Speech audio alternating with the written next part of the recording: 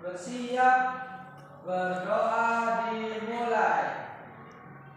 Bismillahirrahmanirrahim. Raditu billahi rabban bil Islami dinan wa bi Muhammadin nabiyyan wa rasulan. Rabbi zidni ilman warzuqni fahman. Amin. Baik, terima kasih. Oke, Ibu absensi dulu ya. Apakah hari ini ada yang tidak hadir? Hadir semua, Bu. Oke, terima kasih Nesa. Baik, di sini Ibu akan menjelaskan mengenai materi puisi. Sebelum kita memulai pembelajaran pada hari ini, Ibu akan sampaikan apa tujuan kita mempelajari puisi ini. Tujuan pembelajaran kita pada hari ini adalah agar anak-anak mampu mengenali dan memahami definisi puisi, mampu membandingkan antara puisi diafan dan puisi prismatis, dan mengidentifikasi ciri-ciri dan unsur-unsur puisi. Oke, di sini pun memiliki sebuah gambar animasi. Ada yang tahu animasi ini sedang apa? Sedang menyanyikan musik, Bu. Oke, benar. Siapa yang tidak suka musik di sini? Saya suka, Bu. Suka. Musik apa yang kamu suka, Lek? Musik Madura Jawa. Oh, Madura ya. Oke. Di sini perlu diingat ya, tidak semua musik itu termasuk dalam puisi. Akan tetapi sebuah karangan atau sebuah musik sebuah karangan bisa dikategorikan menjadi puisi apabila memiliki unsur-unsur puisi. Di sini yang pertama, Ibu akan bahas tentang definisi puisi. Ada yang tahu apa definisi dari puisi, Said? Maaf Bu, saya belum tahu. Oke, sebelum kita lebih lanjut kepada unsur-unsur dari definisi puisi, kita akan bahas mengenai definisi puisi. Yang mana definisi puisi adalah karangan yang mengungkapkan pikiran dan perasaan dan yang mengutamakan kata-kata. Itu kata-kata yang indah. Selanjutnya di sini ada unsur-unsur puisi. Ada yang bisa menyebutkan apa saja unsur-unsur puisi? Saya, Bu. Oke, Desa silakan jawab. Unsur-unsur puisi itu terdiri dari lari, rima, diksi, imaji, kemudian nadasi. Oke, baik, benar sekali Desa jawabanmu. Di sini yang pertama yaitu ada lari. Lari adalah baris dalam puisi. Nah, dicontoh di sini yaitu kepada pemandu teduh. Nah, kenapa ini dikatakan sebagai lari atau sebagai baris dalam puisi? Nah, yang dikatakan dalam baris dalam puisi ini seperti kepada pemandu teduh. Nah, ini yang dikatakan sebagai lari atau baris dalam puisi. Kemudian selanjutnya ada bait. Bait adalah kumpulan baris atau baris. Bisa disebut juga satu kesatuan baris yang membentuk puisi. Itu contohnya di sini yaitu Tuhanku, aku hilang bentuk, remuk. Tuhanku, aku mengembara di negeri asing. Nah, kenapa ini bisa dikatakan dengan bait? Karena di sini keseluruhannya ini menjadi bait karena menjadi apa?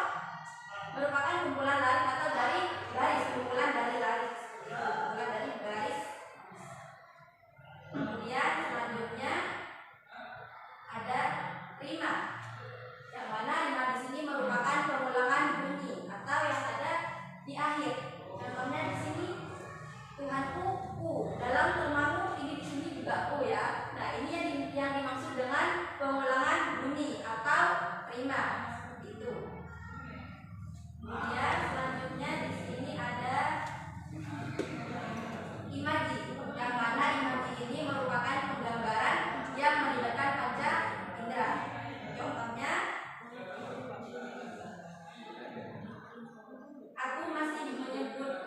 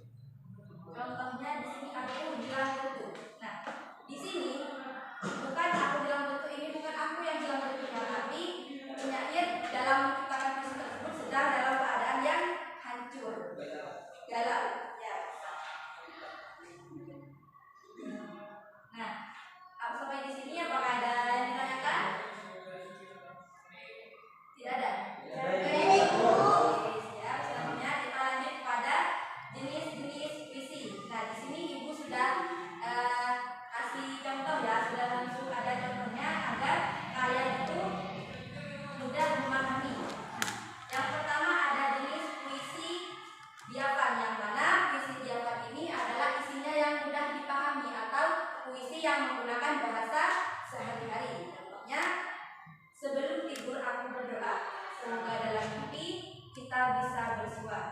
Dalam puisi ini sudah jelas bahwa sebelum tidur itu seseorang itu melakukan doa terlebih dahulu. Itu.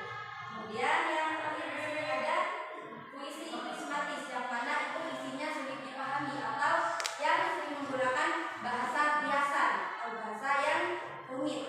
Contohnya, kutanggalkan mantel serta topiku yang tua. Ketika daun penanggal gugur lewat tengah malam, kemudian kuhitung hutang-hutangku padamu. Nah, kenapa puisi ini dikatakan puisi prismatis? Karena puisi ini isinya sulit dipahami dan banyak menggunakan kata-kata biasa atau majas. Oke, sampai di sini bisa dipahami? Bisa, Ibu. Ada masih yang ditanyakan tidak?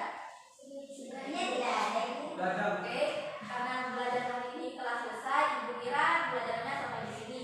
Akan tetapi sebelum pembelajaran kita selesai, Ibu akan memberikan tugas kepada kalian berupa kuis. Oke. Ya. Iya. Silakan. Gimana Ibu?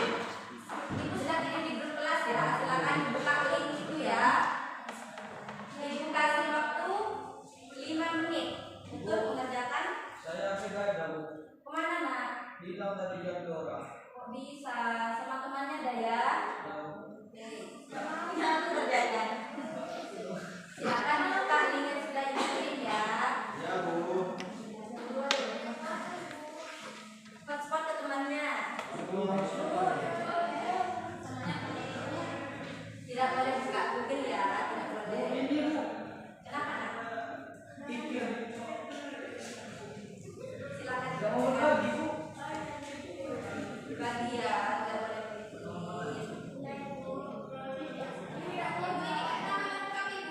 Iya, nama lengkapnya. Nanti itu masuk ke Ibu nilainya ya.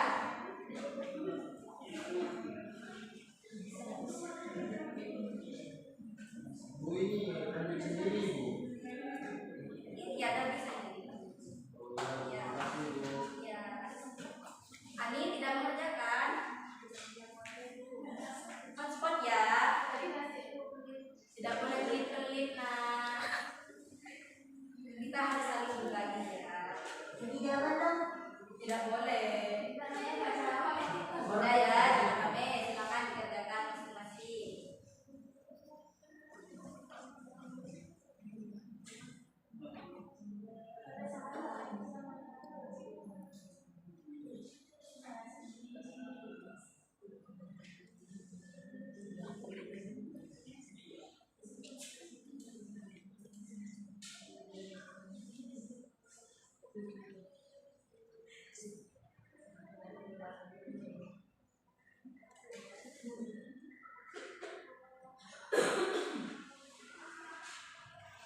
Udah kan semuanya? Mudah sekali Ibu. Ya, Bu.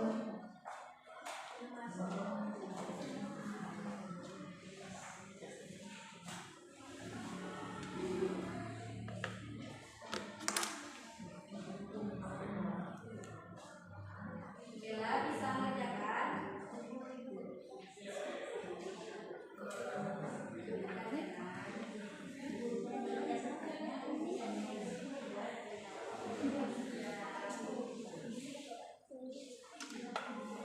Tidak boleh kerja sama ya. Berarti itu jaringannya.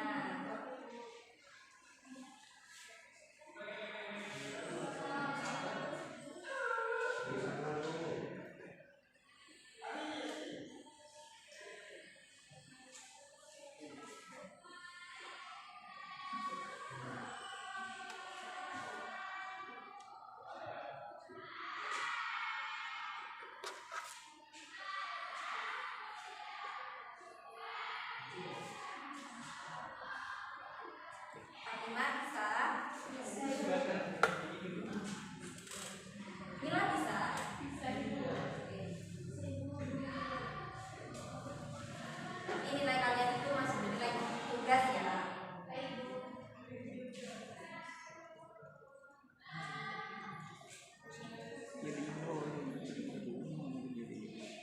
Sudah Ibu? Sudah. Ya. Sudah Bu. Udah, Bu.